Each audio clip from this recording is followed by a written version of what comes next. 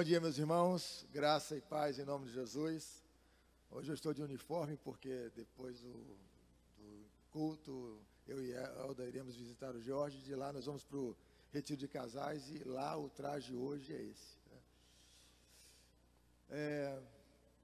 Antes de pregar a palavra, eu gostaria de pedir aos irmãos que orassem pela Janete. A Janete está internada, eu fui visitá-la ontem. A Janete teve uma crise aguda de coluna, foi internada, então oremos pela Janete.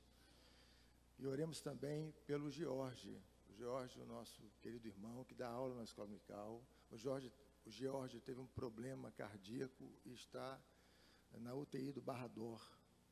Então, eu e Elda, após o culto, vamos direto para lá para vê-lo, para orar com ele, por ele. Então, não se esqueçam de orar pela Janete, não se esqueçam de orar pelo George, no Hospital Vitória, a Janete. Obrigado, Ivana. E pelos demais irmãos de nossa igreja que estão enfrentando lutas nesse campo. Muito bem. Abramos a Bíblia no Evangelho de Jesus, segundo Mateus, capítulo 28, versos 18, 19 e 20.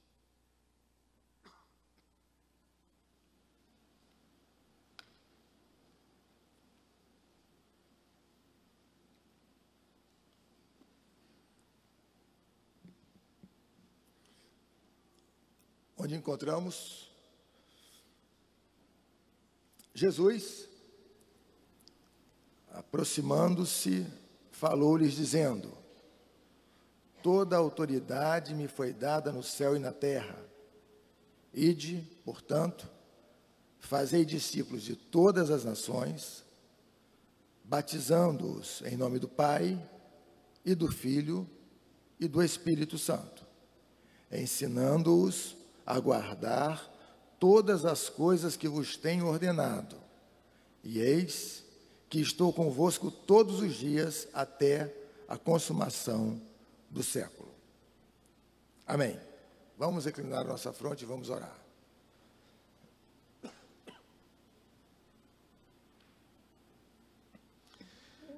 Senhor Deus, Pai querido, é com alegria que estamos reunidos nesta manhã dominical, nesta casa de oração, para louvar o teu santo nome e também para ouvir a tua voz. Somos discípulos de Jesus e sabemos que precisamos alimentar a nossa fé, tomando contato todos os dias com a tua palavra. Que nesta manhã o Senhor fale conosco.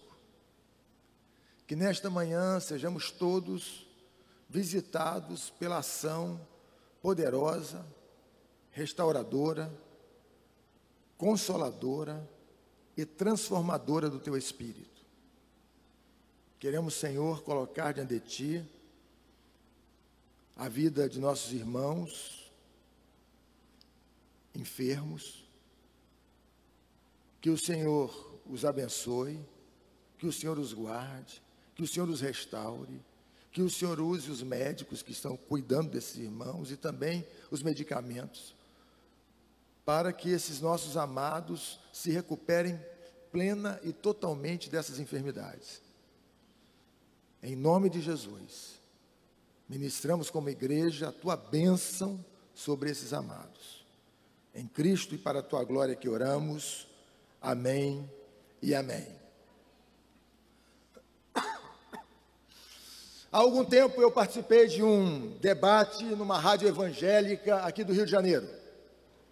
O tema do debate foi o discipulado cristão. A pergunta que norteou o programa foi a seguinte: a igreja brasileira tem oferecido uma boa formação espiritual para os discípulos de Jesus de Nazaré? 82% dos ouvintes que entraram em contato com a rádio disseram que não. afirmaram que a igreja tem falhado dramaticamente nessa área tão importante de seu trabalho. Quais as consequências disso? Isto é, quais as consequências dessa inabilidade da igreja para formar homens e mulheres comprometidos com os valores do reino de Deus? Por óbvio, as consequências são inúmeras, algumas absolutamente devastadoras. Destacarei apenas uma: a expansão e consolidação de uma espiritualidade intuitiva, subjetiva, abstrata, desenraizada, desconectada, portanto, das páginas da Bíblia. Em suma, sem profundidade. Isso nos faz lembrar daquilo que o Stott, escritor londrino falecido em 2011, escreveu no livro O Discípulo Radical. Aliás, o último livro escrito pelo Stott, que Stott escreveu quando contava 88 anos. Lá, o grande teólogo faz a seguinte afirmação: que um dos graves problemas da igreja contemporânea é o crescimento sem profundidade, que evidentemente decorre dessa falha monumental no processo de discipulado. Então eu quero conversar com vocês nesta manhã dominical sobre o discipulado cristão. E antes de analisar o texto, eu gostaria de definir o termo discipular. O que eu estou entendendo por discipular? Do ponto de vista da fé que professamos, na perspectiva do cristianismo bíblico, porque cabe lembrar que os filósofos tinham discípulos, que mestres de outras tradições religiosas possuem discípulos. Na internet, por exemplo, há uma página totalmente dedicada aos discípulos de Allan Kardec. O que eu estou querendo registrar é que o discipulado não é uma exclusividade do cristianismo.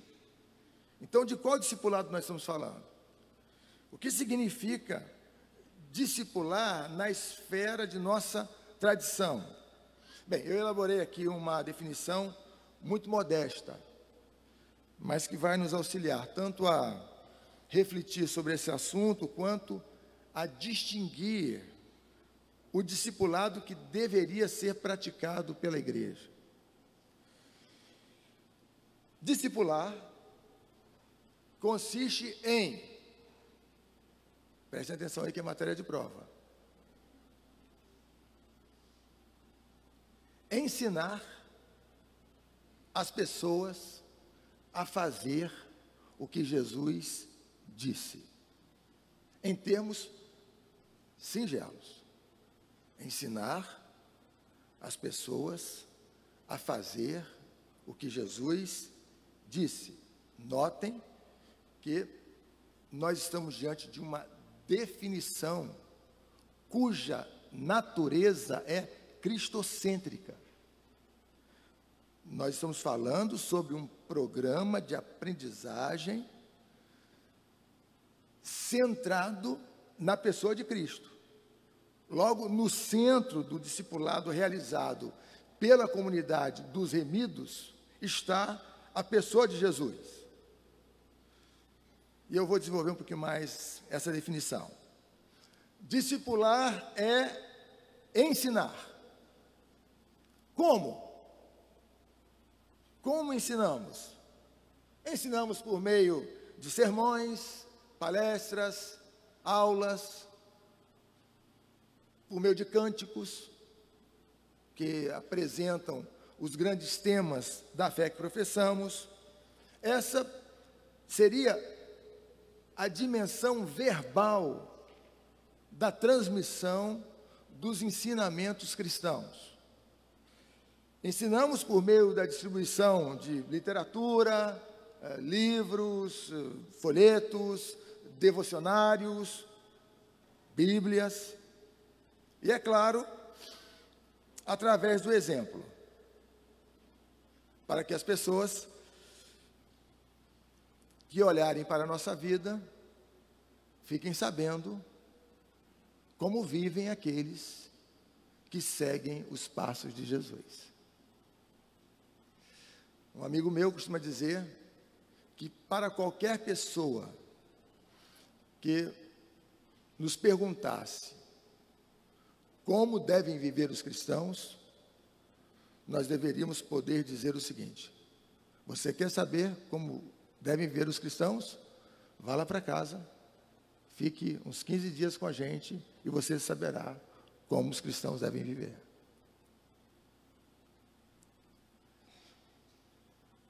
Se eu estivesse numa igreja de tradição pentecostal, alguém diria: forte. Forte. Vá lá para casa, veja como eu me relaciono com a minha família, com as pessoas que desafiam os meus limites, com as minhas lutas cotidianas, como eu convivo comigo mesmo. Forte. Sendo assim, a transmissão dos ensinamentos de Jesus tem a ver com a maneira como eu e você lidamos com os desafios da vida. A Bíblia diz que aqueles que estão em Cristo são novas pessoas. Uma nova vida vem acompanhada de novas atitudes. Nós passamos por uma experiência de metanoia. Mudanças mentais interferem no comportamento. Então nós estamos aqui diante dessa necessidade de transmitirmos os ensinamentos de Jesus por meio daquilo que dizemos, através da distribuição de boa literatura e, eu diria, sobretudo, por meio da vida que vivemos. Sobre isso, o Jonathan Edwards, aquele autor muito citado pelo nosso pastor, afirmou que o comportamento transformado é a maior evidência que temos de que um cristão professo é um verdadeiro cristão. Ensinar pelo exemplo significa, entre outras coisas, dizer, contando com o poder do Espírito Santo e com a graça de Deus: sede meus imitadores como eu sou de Cristo. Isto é, aquilo que em mim vocês enxergam que é de Cristo, imitem. Discipular é ensinar. Discipular é ensinar pessoas. Estou seguindo a minha definição. Então, discipular corresponde a permitir que a vida de Deus na minha vida faça diferença na vida das pessoas que comigo convivem. Logo, é vida na vida. A vida de Deus fazendo diferença na minha vida, e a minha vida, sob a bênção de Deus, fazendo diferença na vida das pessoas que comigo convivem. O que suscita a seguinte questão: como se sentem aquelas pessoas que entram em contato com a minha vida? Encorajadas? a viver para a glória de Deus, cheias de esperança para construir um futuro mais promissor, ou frustradas por não perceberem em mim compromisso real com os valores cristãos?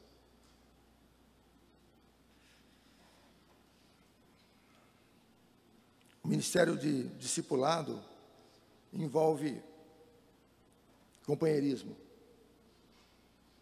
comunhão, relacionalidade. Eu já lhes disse em outra ocasião que no cristianismo a salvação é pessoal. Todavia, a jornada espiritual é comunitária. Nós precisamos uns dos outros para crescer e avançar na jornada cristã. Mais uma vez, o que é discipular? Ensinar as pessoas a fazer o que Jesus disse. Ensinar as pessoas, ensinar a fazer. Logo, nós desejamos que as pessoas vivam em sintonia com a fé que professam. Aqui eu estou pensando numa espiritualidade reflexiva e atuante. Como vocês sabem, nós não estamos aqui procurando edificar uma igreja perfeita, porque temos consciência de que somos uma comunidade, assim como todas as outras que existem, constituída de homens e mulheres imperfeitos.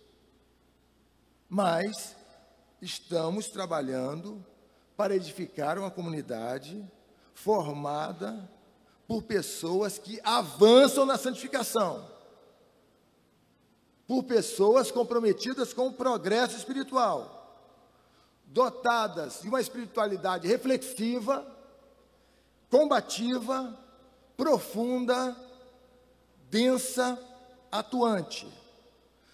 Uma comunidade constituída de homens e mulheres que se dirigem ao mundo em missão, que se dirigem ao mundo com o objetivo de contradizê-lo e transformá-lo para a glória de Deus.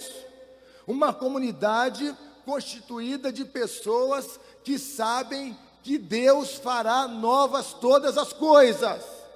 Ora, se Deus fará novas todas as coisas, é porque Ele não está satisfeito com as coisas que aí estão.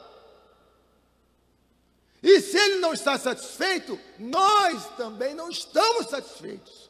E porque Ele não está satisfeito e nós não estamos satisfeitos, é que debaixo do poder dEle, avançamos em direção à construção de um mundo diferente, transformado pelo poder de Deus, ciente de que chegará o dia em que o reino de Deus superará o caos.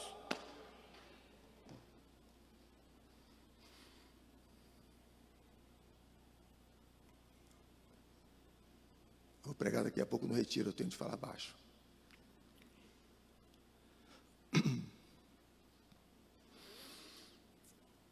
Ensinar a fazer.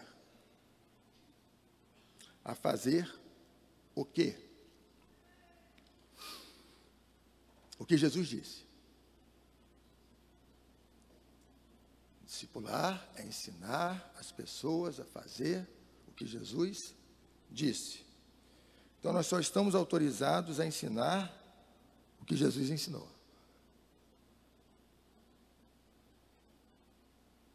Por isso, os reformadores disseram que os pregadores só pregam de fato a palavra de Deus quando aquilo que dizem pode ser encontrado nas páginas da Bíblia.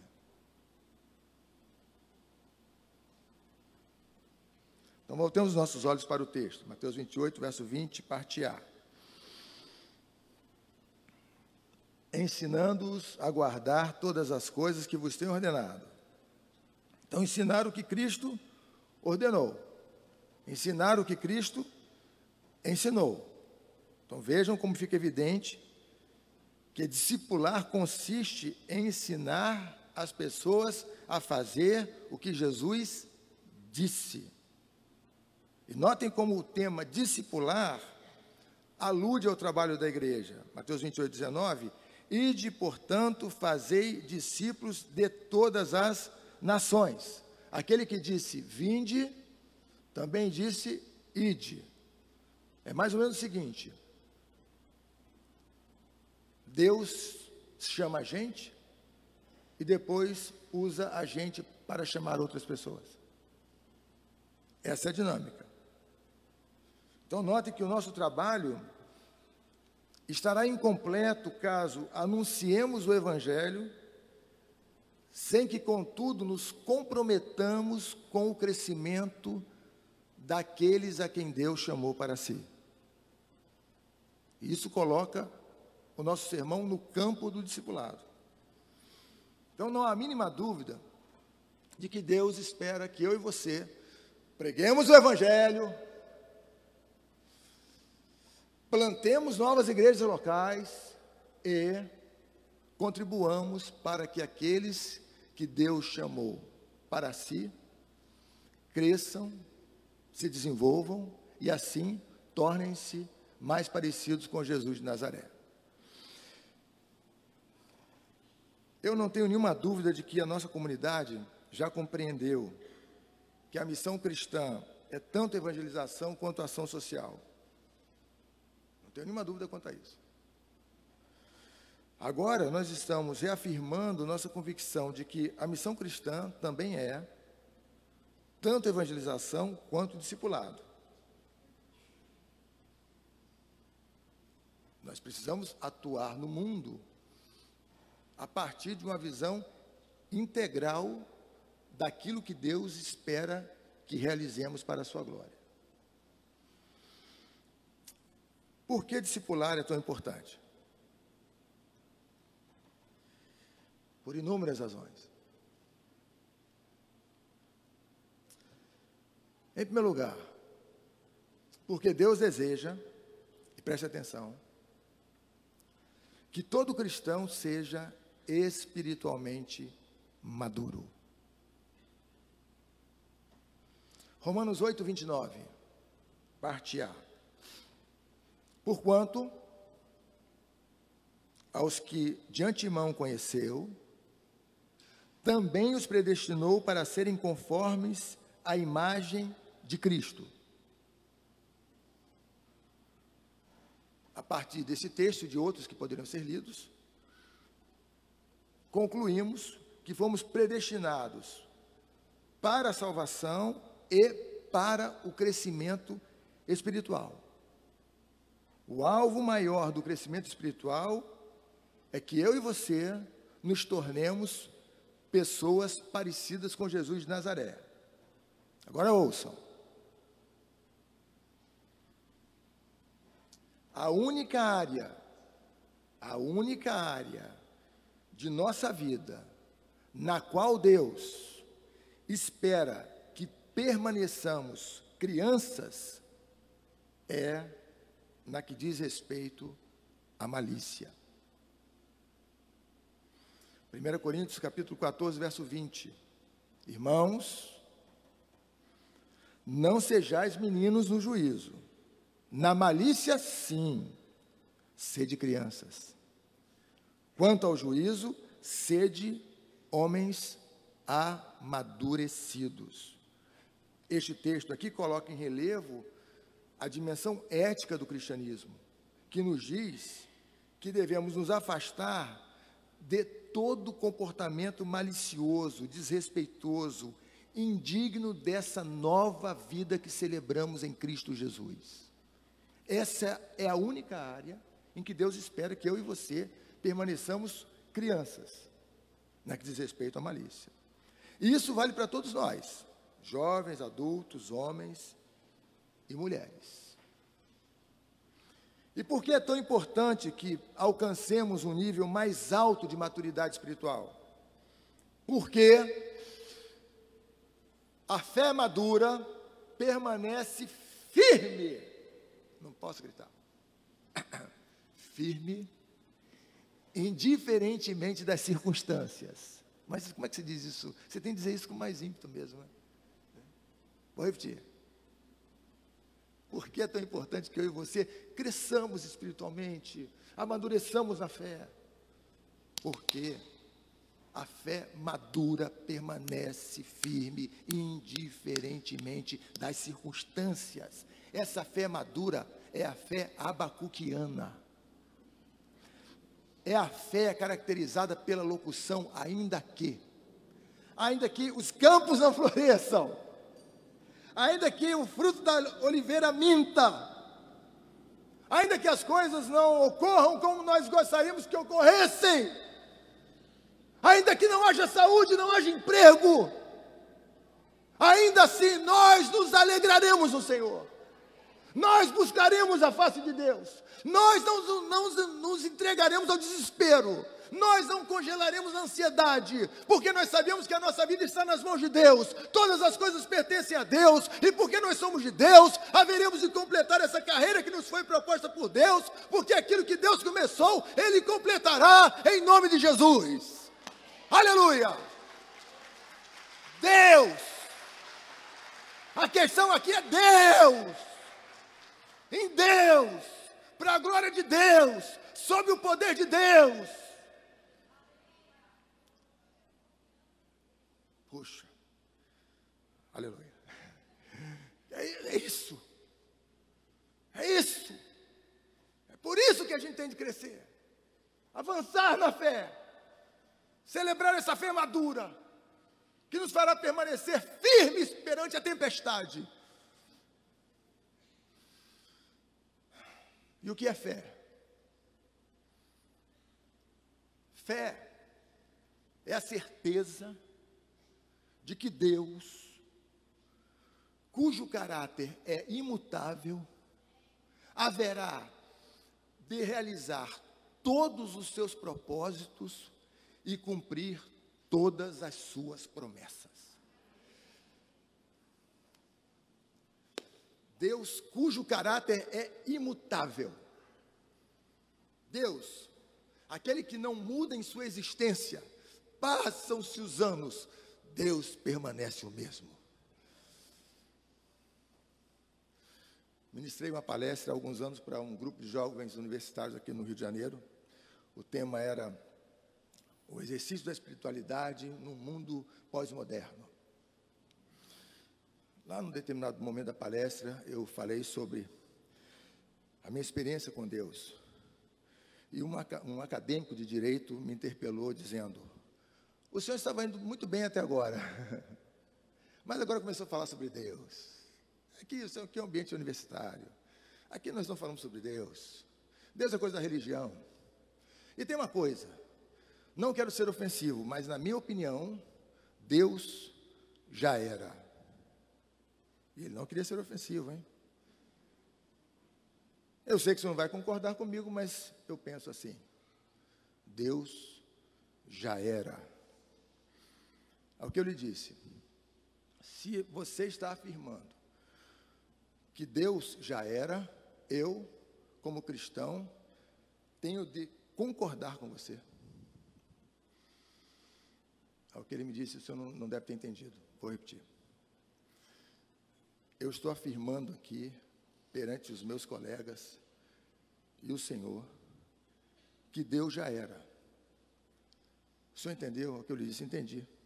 Você está dizendo, pareciam dois loucos conversando, que você está dizendo que Deus já era. Eu entendi. Não, mas eu estou dizendo que Deus já era. Não, eu estou entendendo, você está dizendo que Deus já era.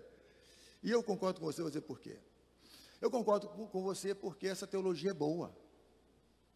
Essa teologia é a teologia dos reformadores. Você está coberto de razão. Se você der mais um passo, eu poderia batizá-lo em minha igreja. Deus já era, eu vou explicar para você por que Deus já era.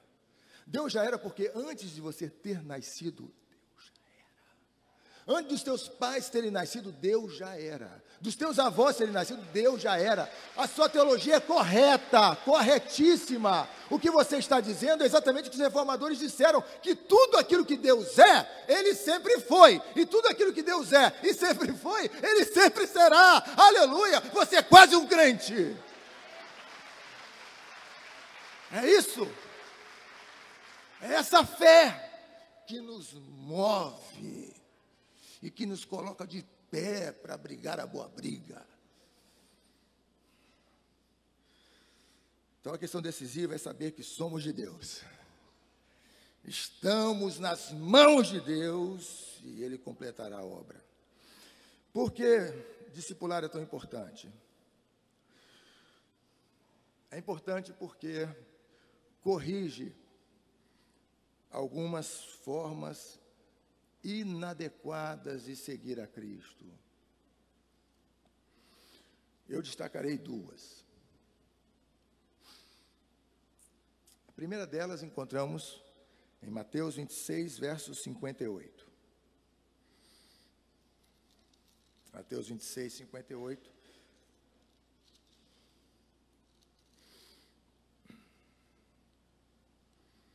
Mas Pedro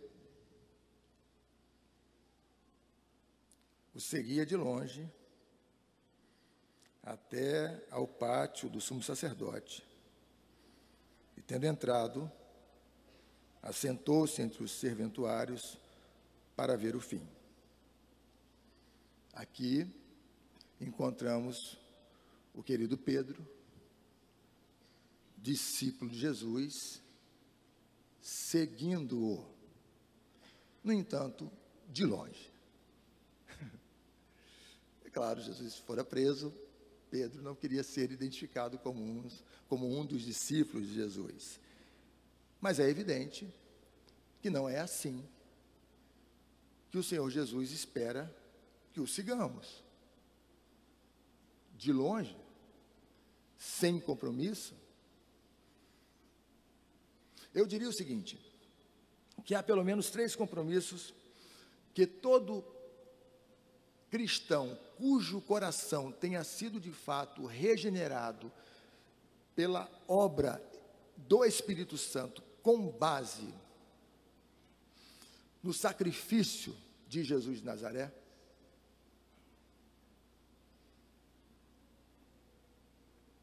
abraça 3 compromissos.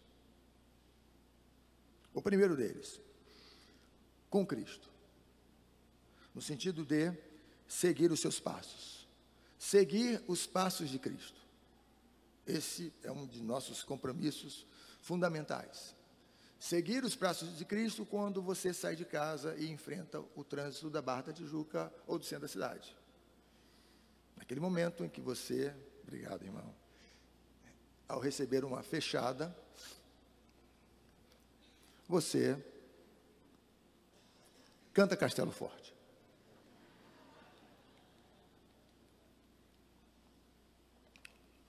Porque é claro que é isso que a gente faz quando a gente recebe uma fechada. Seguir os passos de Jesus. Compromisso. Seguir os passos de Jesus. O segundo compromisso que é necessário que abracemos, o compromisso com a obra de Deus no mundo. O Maurício esteve conosco, Maurício Cunha, na semana passada, falando sobre isso. Parece belíssimo, sermão belíssimo. Com a obra do Senhor. O Senhor está em missão, nós somos seus cooperadores. O Senhor está em missão, somos seus cooperadores. E isso é muito interessante, porque nós sabemos que Deus é autossuficiente. O que isso quer dizer? No mínimo, que Deus pode fazer sozinho tudo o que deseja. No entanto, o Senhor concede-nos a honra de sermos seus cooperadores. Um privilégio. E ainda, o compromisso com a Igreja de Cristo, com os irmãos, com todos os irmãos, não só com aqueles irmãos que consideramos mais agradáveis, de temperamento fácil, com todos os irmãos. O Filipe Ansem, no texto Igreja, por que me importar, registra um versinho que fala um pouquinho sobre o grande desafio de, no âmbito da igreja cristã, construirmos relacionamentos interpessoais bem-sucedidos. O versinho diz assim: viver com os santos no céu, Oh, que glória! Viver com os santos na terra, bem, isso é outra história. Mas eu não posso dizer sim a Jesus e não à igreja. Compromisso com Cristo, compromisso com a obra de Cristo e o compromisso com a igreja de Cristo. Segunda forma inadequada de seguir a Jesus. Marcos 10, verso 32. A primeira forma é de longe, demonstrando baixíssimo nível de compromisso com Cristo, sua obra e sua igreja. E agora o segundo, a segunda forma, Marcos 10, 32.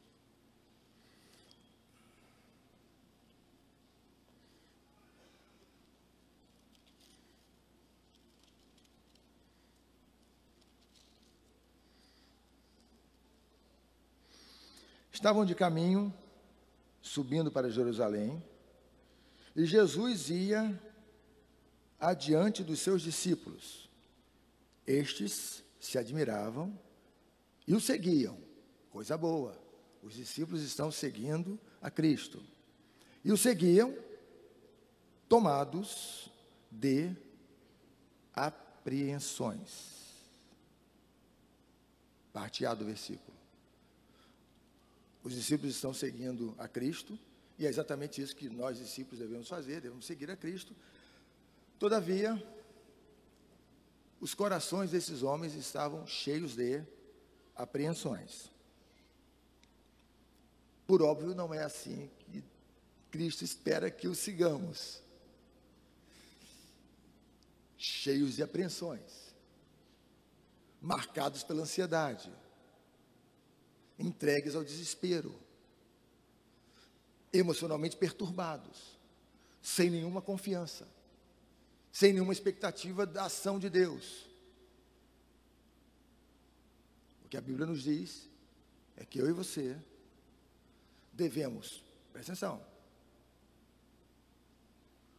combater o bom combate, sob a bênção do alto, seguir adiante com esperança e confiar no trabalho de Deus.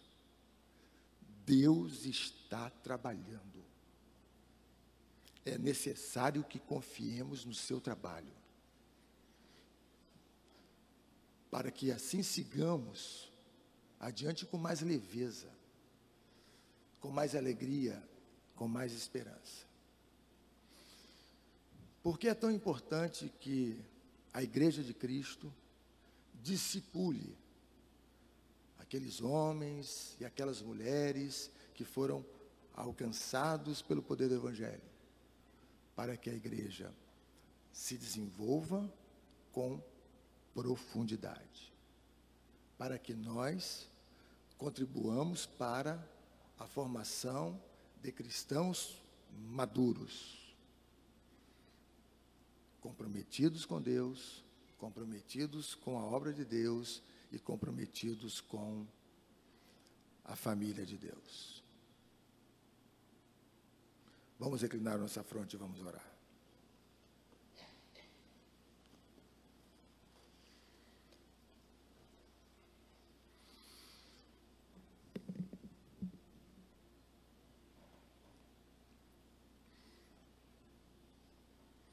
Eu e você fazemos parte do rebanho do bom pastor. Não tenho nenhuma dúvida quanto a isso.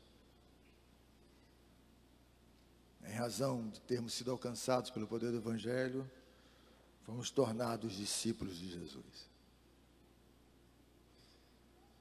E agora o seguimos. A questão é como temos seguido a Cristo.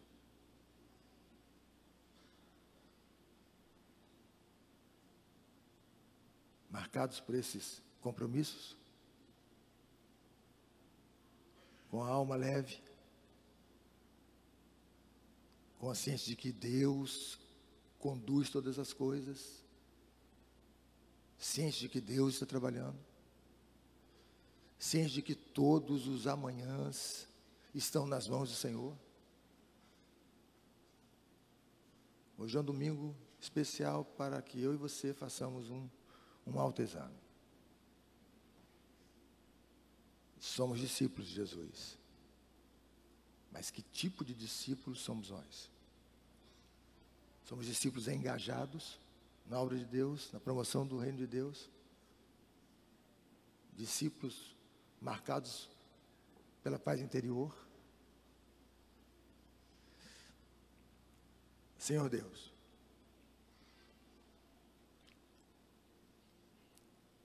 neste momento queremos colocar diante de Ti a nossa vida. Sabemos que somos homens e mulheres pertencentes a Ti. Sabemos que não somos de nós mesmos, somos do Senhor. Entendemos que existem compromissos que devemos assumir em razão de termos sido alcançados pelo Teu poder. O problema é que, às vezes, nós negligenciamos esses compromissos. Outras vezes, nós nos esquecemos do fato de que fomos levantados por Ti para viver pela fé. E aí os nossos corações são invadidos pelas preocupações, pelas apreensões, pelas inquietudes, e começamos a viver como vivem aqueles que não sabem que existe um Pai Celestial que cuida dos pássaros, dos lírios e de seus filhos e filhas. Que o Senhor tenha misericórdia de nós. Que nesta manhã, o Teu Espírito Santo venha sobre nós, a fim de transformarmos, a fim de fazer com que, a partir deste domingo, vivamos uma vida em conformidade com a Tua palavra, Senhor. Porque nós queremos nos parecer com a fé que professamos. E sabemos que precisamos de Ti para vivermos assim. Queremos colocar diante de Ti os nossos lares, o local onde trabalhamos, as pessoas com as quais convivemos no trabalho, o ambiente universitário no qual estamos inseridos, as nossas relações, as pessoas com as quais nos relacionamos. Queremos colocar diante de Ti as nossas preocupações,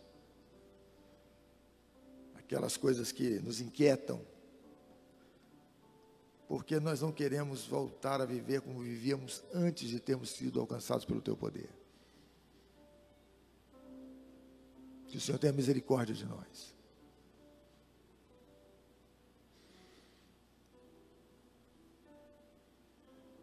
Meus irmãos, eu gostaria que ficassem de pé agora aqueles queridos que querem levantar um clamor pela família, pela igreja, pelo país. E talvez você queira ficar de pé tão somente para orar por si mesmo. Não é pecado orar por si mesmo. Jesus orou por si mesmo no Getsemane. Então nós vamos orar. E nós vamos orar porque nós somos os crentes. E os crentes creem. Então nós vamos orar. E nós cremos que quando a igreja ora a Deus, de acordo com a sua vontade soberana, intervém na história. Então nós vamos orar. Orar. E vamos sair daqui convictos de que Deus ouviu a nossa oração, e de que Deus agiu, de que coisas maravilhosas ocorreram para a glória dEle mesmo. Então vamos inclinar a nossa fronte? Fale aí com Deus. O que você gostaria de colocar no altar da graça agora? Seus filhos, sua casa, a saúde, o trabalho, o relacionamento, a vida cristã. Você precisa de um avivamento, de direção, de cura, de consolo, de conforto. Diante de Jesus há sempre um bem a ser experimentado. Ó Pai, aqui estamos nós, diante de Ti, como igreja, colocando diante do Teu altar a nossa vida, a vida de nossos filhos, de nossa casa, do cônjuge, do trabalho, todas as coisas colocando diante de Ti, porque nós reconhecemos que somos absolutamente dependentes da Tua graça. Ó Deus, o Senhor sabe quais são as lutas que nós estamos enfrentando, as lutas de cada um aqui, o Senhor conhece essas lutas. Pai, nós queremos declarar pela fé nesta manhã, em nome de Jesus, que o que é demais para nós, não é demais para o Senhor. Será contando com a Tua graça, com o Teu poder, com a Tua direção, que seguiremos adiante, de fé em fé, de glória em glória, vivendo essa vida plena da qual fala o Evangelho, até aquele dia no qual juntos entraremos em Sião. Em nome de Jesus, e para a Tua glória que oramos, amém e amém. Louvado seja o nome do Senhor. Que tal você cumprimentar a pessoa que está ao seu lado? Dizer, meu irmão, minha irmã, Deus é contigo, Deus é contigo, aleluia, Deus é Deus, Deus é soberano, Deus está conduzindo todas as coisas. Combatamos o bom combate e confiemos no trabalho do Senhor, aleluia.